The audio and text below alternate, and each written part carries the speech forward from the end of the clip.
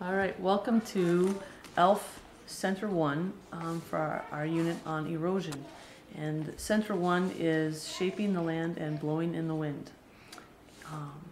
And the goals of this center are for the students to be able to identify examples of weathering and erosion and their causes, and then to explore the effects of wind eroding the landscape. So the main focus of this center will be wind and its effects on the landscape.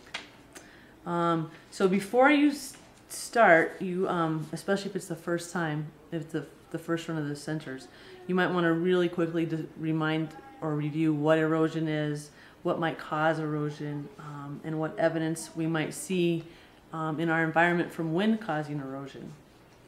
In the center there are some great books, and they have some really good pictures and descriptions in them that are examples of how weathering and erosion shape the land. So those would be great starters to discuss. Point out examples, maybe read the little captions that go with them. That's a great description of, and get their minds thinking about erosion. And there are also laminated photographs, all different kinds, of examples of erosion, even just some right here. Here's a really good one of wind and gravity. There's one of human, it's causing an effect on the environment. So a bunch of different examples, photographs of erosion. So those would be good. Just get their wheels turning about what wind can do to the environment and what other things can do in terms of causing erosion. Then, after you've discussed that and they're kind of getting their brains rolling about what might be shaping our landscape, you're going to you're going to do the experiment and demo, and the kids are going to take part in this. And so we have sand, and it's going to come, it will be dry, it's not dry right now, but it will be dry in this container that says dry sand, and you'll need to pour that into this plastic tub. And it should be filled, I would fill it more than this. I'm using this level just for the example. Because underneath that, you will hide pieces of little trinkets for them to unearth with their wind forces. So, I'm just going to go back to this part. So you're going to place some rocks and pennies in the tub and stuff from this little bag, and then you're going to pour sand in here, probably I'd say about 1 inch deep, and then you're going to cover it with this plexiglass, and then students will get their own straw, a flexible straw, and put the flexible part in so that it can bend, and they will insert that in these little holes that are drilled in the top, and then they're going to take a breath before you get your mouth to the straw, and you're going to blow in, and see, I've already made Yeah, the sand doesn't have to be totally dry, but hopefully it'll be dry. Yeah.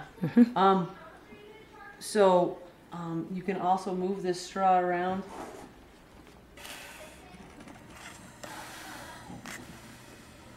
Hopefully it'll be more flexible.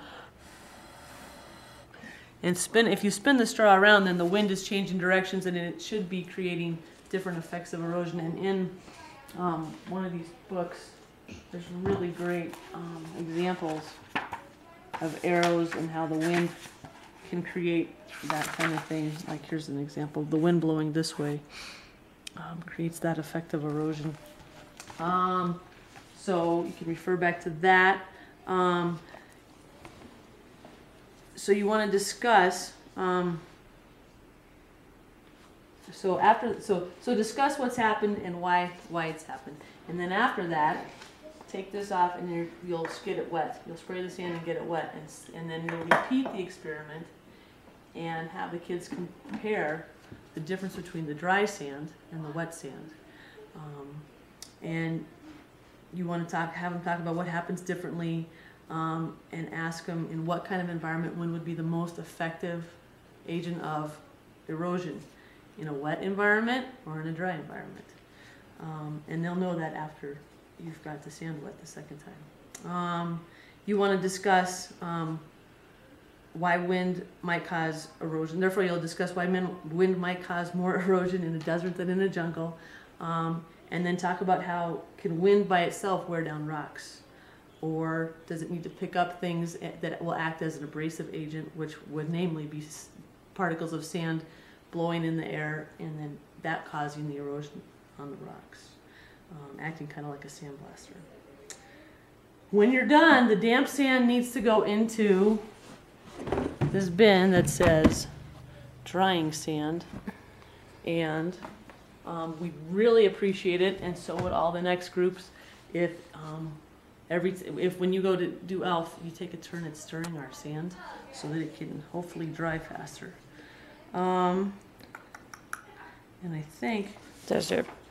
Oh yeah. So lastly, when you're wrapping up, you might want to review the effects of weathering and erosion on the land, and then you might want to talk about even examples from our community.